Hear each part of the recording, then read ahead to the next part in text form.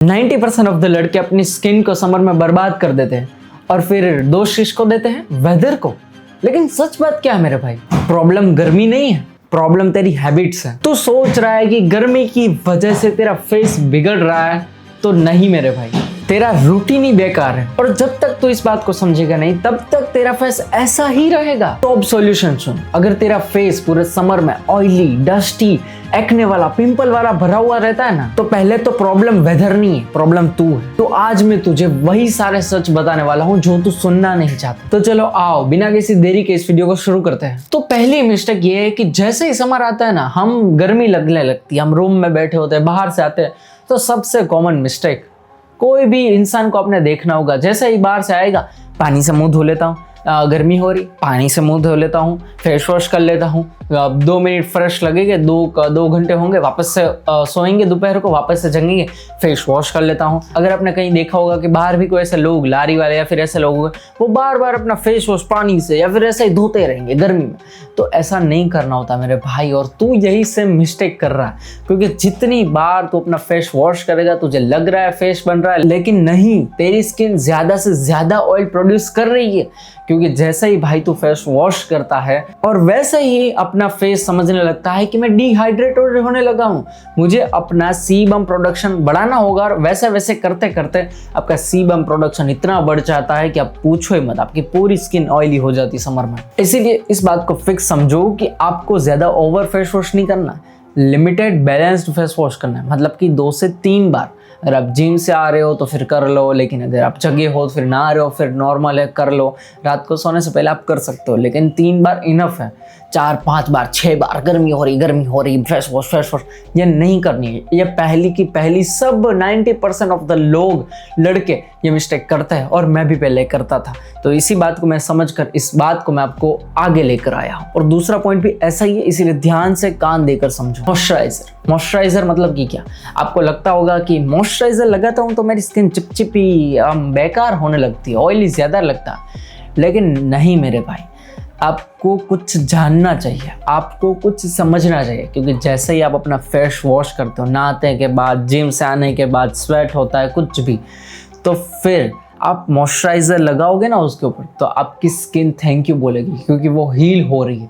क्योंकि जब भी हम फेस वॉश करते हैं तो फिर हमारी स्किन में से लाइक सारे चीज़ें निकल जाती है, जैसे कि स्वेट और हमारे स्पॉट्स, ऐसी सारी चीज़ें रिमूव होती है, स्वेट जैसी सारी चीज़ें। तो फिर हमारी स्किन डिहाइड्रेटेड होती है, उसके बाद आफ्टर फेस वॉश ड्राई हो जाती है, तो फिर उसके ऊपर हमें मॉइस्चराइज़र लगाना है। वो हमारी स्किन का हाइड्रेशन है, जैसे कि हमारी बॉडी का हाइड्रेशन गर्मी लगे तो पानी है, वैसे ही हमारी स्किन का हाइड्रेशन मॉइस्चराइजर है। इसलिए आपकी स्किन ऑयली हो या फिर मिक्स या फिर कॉम्बाइन, ऐसे कोई भी हो, डजंट मैटर, आपको मॉइस्चराइजर लगाना ही होगा और लगाना ही चाहिए, चाहे समर हो, वेदर हो, कुछ भी हो, ठीक है। मॉइस्चराइजर लगाना है पूरे साल। अब तीसरी गलती, सनस्क्रीन। अब सनस्क्रीन तो सारे लोगों को पता होगा, और आप भी बोलोगे कि हर किसी को पता है भाई, तो क्या बकवास कर रहा है, सनस्क्रीन तो हम लगाते ही हैं, पूरे समर में लगाते हैं। लेकिन क्या आपने कभी इंग्रेडिएंट के बारे में नाम सुना है? इंग्रेडिएंट भाई कौन है पता है?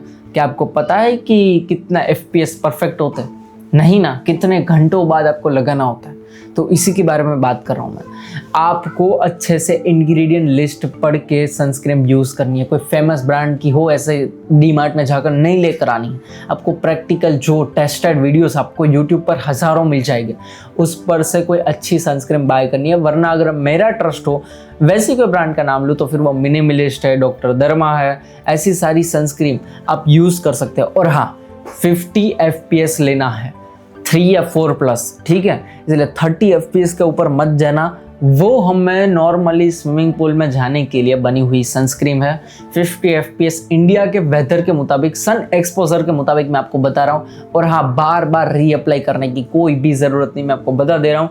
अगर आप 10 बजे आपको मान लो कि ऑफिस जाना है या फिर काम पर जाना है, स्कूल जाना है, कुछ भी है, तो फिर आप तब लगा सकते हो। अदरवाइज आप स्कूल बॉय हो तो फिर सुबह चले गए, आपको रिटर्न होना है, तब आप 12 बजे लगा सकते हो। सुबह सनस्क्रीन लगा नहीं है क्योंकि आप धूप में ही नहीं जा रहे, 12 बजे तक आपको धूप नहीं लगने वाली है, फिर भी आप लगा रहे हो, और फिर अखामखा वेस्ट कर रहे हो। और 12 बजे लगाओगे भी नहीं, क्योंकि सुबह तो अभी लगाई थी। इसलिए अगर आप स्कूल हो या फिर ऑफिस हो, जब आप धूप में जाओगे तभी एक बार लगाओगे, फिर आप 5-6 घंटे में नहीं लगाओगे।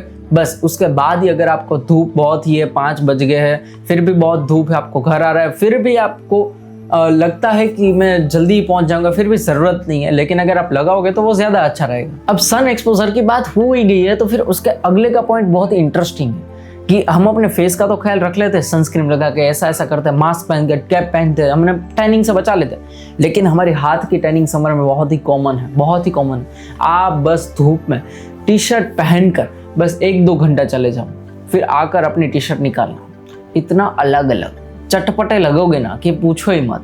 तो इसलिए भाई तेरी गलती है कि तुझे समर में पता ही नहीं है कि एग्जैक्टली तुझे क्या फॉलो रूटीन करना है। इसलिए मैं आपको बता दे रहा हूँ कि जब भी आप बाहर जाओ ना, 80 से लेकर 100 रुपए तक आपको कोई भी एक अच्छे से दुकान के, स्पोर्ट्स के दुकान में आपको ग्रिप मिल जाएगी यहाँ तक पहनने की। अगर आप टी शर्ट पहन रहे हो तो फिर वो ग्रिप यहाँ तक लगा कर जाओ, और अगर आपको वो ग्रिप भी नहीं लेनी तो सिंपल सबसे बेस्ट घर का इलाज, दादी का इलाज ऐसा बोले ना, तो फिर क्या रहेगा पता है, आपके पास कोई घर में जैकेट पड़ा होगा जिसको आप क्या करना है पता है, उस वीक को उस जैकेट को आपको पूरे वीक चला देना, या फिर 4 से 5 दिन चला देना। आपको क्या करना है, सिंपली बस बाहर जाओगे ना तब वो जैकेट पहन लोगे, जहाँ डेस्टिनेशन तक पहुँचोगे निकाल दोगे, रख दोगे, वापस से अगर धूप है तो फिर पहन लोगे, वापस से निकाल दोगे। ऐसा करोगे तो फिर चल जाएगा, इसमें कोई दिक्कत नहीं है। बस बाहर जाओ तो फिर फुल क्लोथ्स पहन कर जाओ, खासकर अपनी नेक, अपनी एल्बोज, अपना हैंड्स और लेग्स को प्रोटेक्ट करो ताकि आपको टैनिंग ना हो।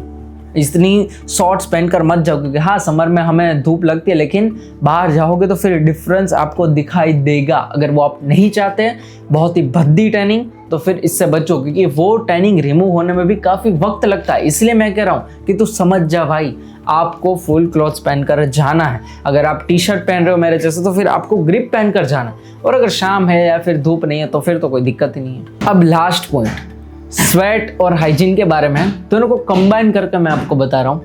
आपको समर में एक हाथ रुमाल रखना है, मतलब कि छोटा सा जो आता है ना, जो में पसीना है तो फिर हम लू सकते हैं, मतलब कि साफ कर सकते हैं, हैंड को साफ कर सकते हैं। एक वाइट रखना, मैं सच में बता रहा हूँ, अब वो गंदा होगा लेकिन मैं आपको सच में बता रहा हूँ कि उसका बेनिफिट क्या, आप एक बार देखना, उसको साथ रखना। जब भी आपको पसीना हो, जब भी आप धूप में 1-2 घंटा बाहर से मेहनत करके आए, बस एक बार ऐसे करना, फिर दूसरी साइड फेस को वो हम टैप करके उसको पसीना निकालना, स्वेट निकालना, फिर देखना वो वाइट रुमाल कितना काला हो गया, कितनी डस्ट है आपके फेस के ऊपर, कितना ऑयल प्रोड्यूस हो चुका है। इसीलिए मैं बोल रहा हूँ आपको सनस्क्रीन लगानी है, मॉइस्चराइजर लगानी है, फेस वॉश ओवर नहीं करना है।